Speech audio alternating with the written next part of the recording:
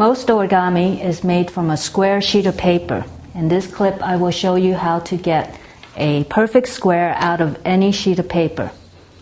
Most paper come with straight edges and perfect 90-degree angles.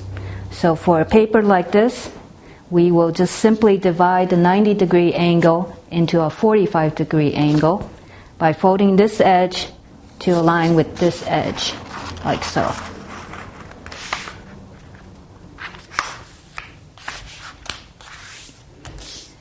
Now we have an excess flap here.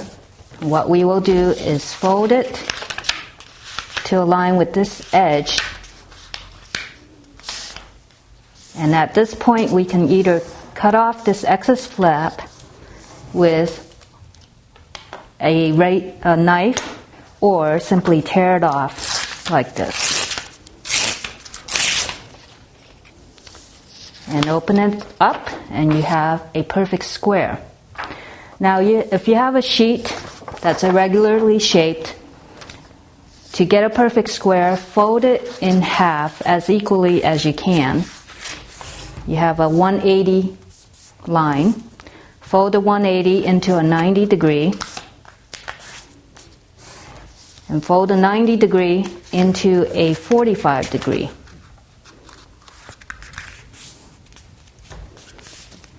Now note the edge where all the flaps are.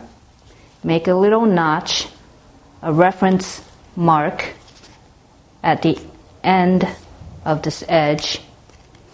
Open it back up to the 90-degree angle. And here I will just mark it so you can see the notches that we made. And at this point, take your ruler and you can either cut it between these 2 points or fold it between these 2 points and get a straight edge. And here I am going to cut it.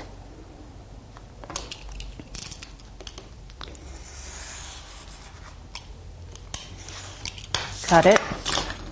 And if you open it, you have your perfect square.